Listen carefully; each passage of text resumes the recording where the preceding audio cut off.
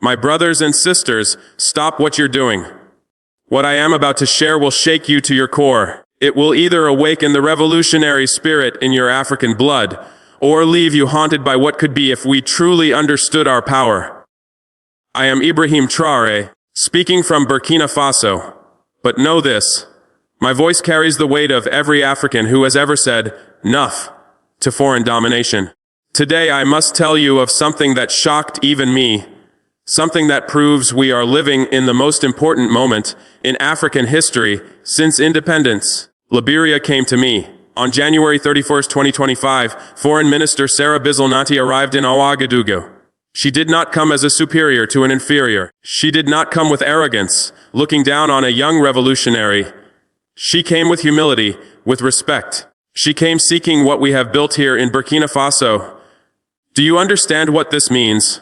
Liberia, a nation founded by those returning from America, long a bridge to the Western world, turned its eyes to the sail and said, "We need what Traore has. We need his support, his vision, his strength." They asked for help in securing a UN Security Council seat.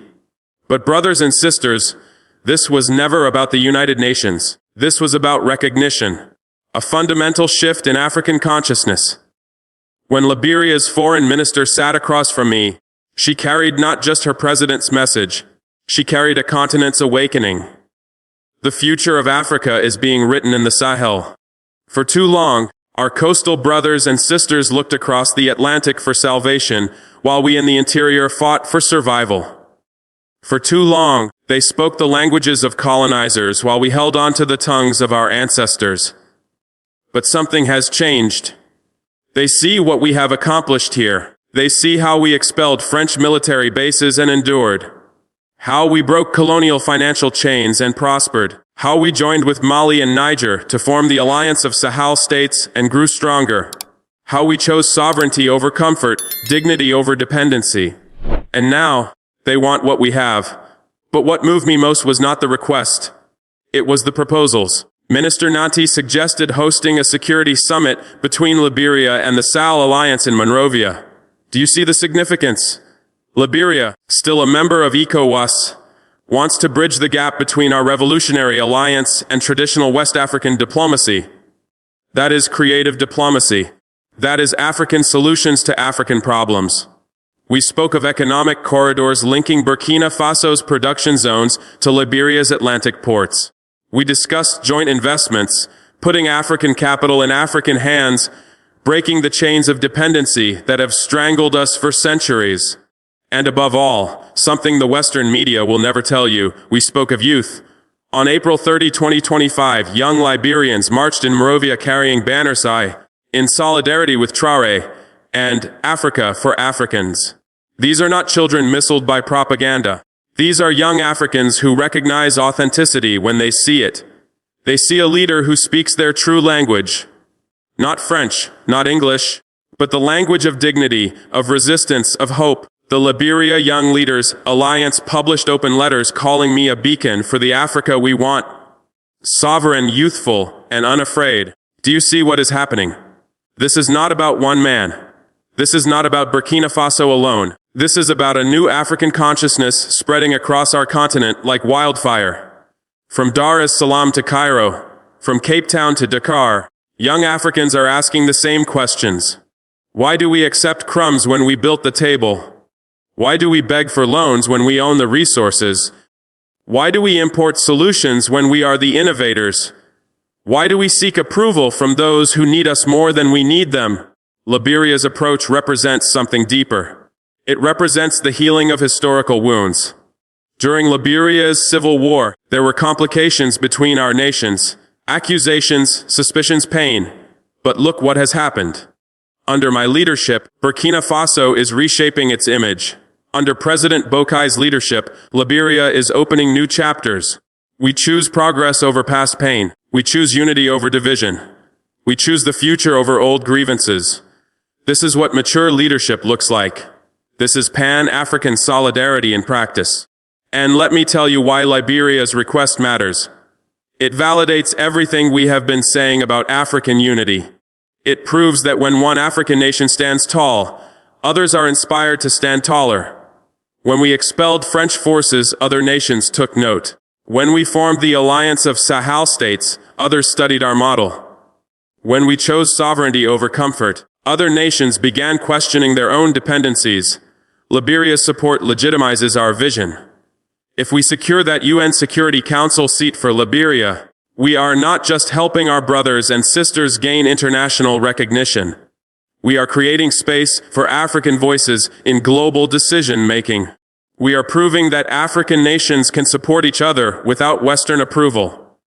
We are showing that South cooperation is not just possible, it is powerful. We are declaring that African problems have African solutions. This is what terrifies our opponents. They spent centuries dividing us. Coastal against interior, French speaking against English speaking, military governments against civilian ones. They conditioned us to compete for their approval, instead of collaborating for our advancement. They convinced us that African unity was a dream, that we were too different, too divided, too weak to stand together. But here comes Liberia, breaking every stereotype. Here comes Africa's oldest republic seeking partnership with Africa's youngest revolutionary government. Here comes a nation that always looked west, now looking east for inspiration. Here comes proof that when Africans choose each other over outsiders, something powerful happens. Brothers and sisters, this is our moment. Not tomorrow, not next year, not when conditions are perfect. Now. The old order is cracking. Colonial partnerships are collapsing. Western influence is fading. In this moment of transition, those who understand African unity will lead. Those who cling to old dependencies will be left behind. Liberia has chosen its side. They have chosen Africa over America, sovereignty over submission, the future over the past. The question is, what will you choose? Will you be spectators to this African renaissance, or will you be participants? Will you continue believing we need their permission to be great, or will you join us in building greatness with our own hands? Will you remain divided by artificial borders and colonial languages, or will you embrace your identity as children of the same great continent? The bridge between Africa and its diaspora is being rebuilt. Every act of African unity strengthens that bridge. Every partnership between African nations adds another beam. Every young African who chooses pride over shame adds another plank. Liberia has crossed that bridge. They came to Burkina Faso not as beggars but as family. They came not seeking charity but offering partnership. They came not with submission but with dignity. And we welcome them as brothers, because that is what family does. We support each other. We strengthen each other. We succeed together. This is not just diplomacy. This is destiny. The Africa our ancestors dreamed of, united, strong, self-determined, is being born in moments like this. When Liberia's foreign minister sat in that room with me, she was not only representing her nation, she was representing every African who has ever been told we cannot govern ourselves, every African who has ever been told we cannot unite, every African who has ever been told we cannot be trusted with our own resources, our own decisions, our own future. And by coming to us with respect, she shattered those lies. She proved that African nations can work together. She proved that African leadership can inspire confidence. She proved that African solutions can solve African problems. The shockwaves are spreading. Other nations are watching.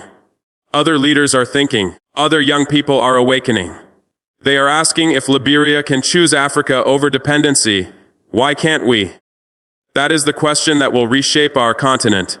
That is the question that will decide whether our children inherit a land of dignity or a land of dependency.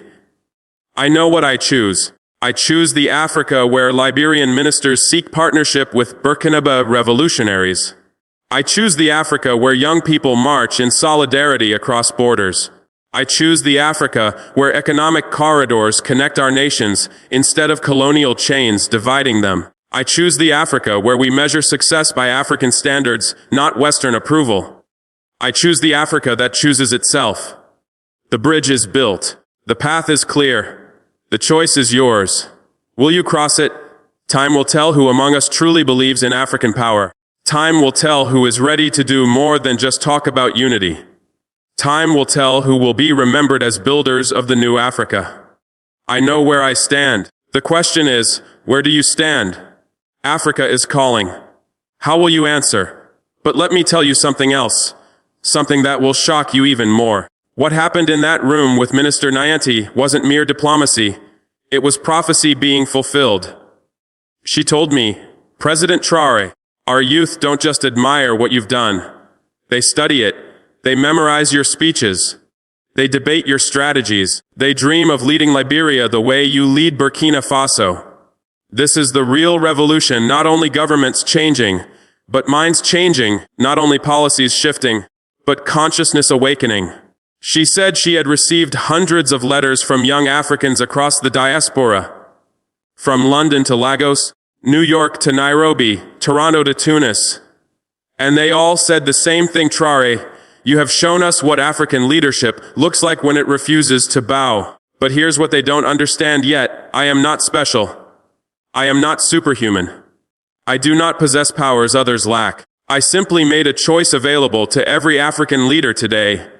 To serve Africa before serving former colonial masters, to speak truth even when lies are more profitable, to build partnerships with brothers instead of begging from strangers. President Boakai of Liberia has made that choice.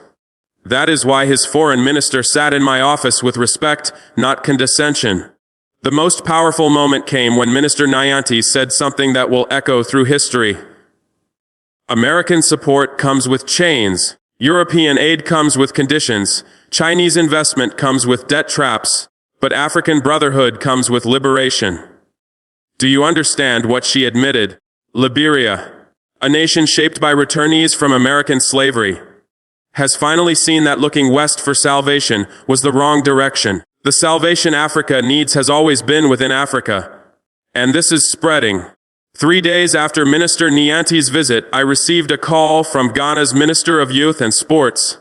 Mr. President, our young people are asking why Ghana can't form stronger ties with the Alliance of Sahel States. 1 week later, a delegation from Senegal arrived unannounced requesting private talks about regional security cooperation. 2 weeks after that, students at universities across Nigeria began organizing Traore study groups to analyze what they called the Burkina Faso model. The awakening is accelerating. What terrifies our opponents most is not only our military strength, though we are strong, not only our growing economic independence, not only our regional alliances. What terrifies them is our example. Every day Burkina Faso thrives without French military bases, and other Africans ask, why do we still have theirs?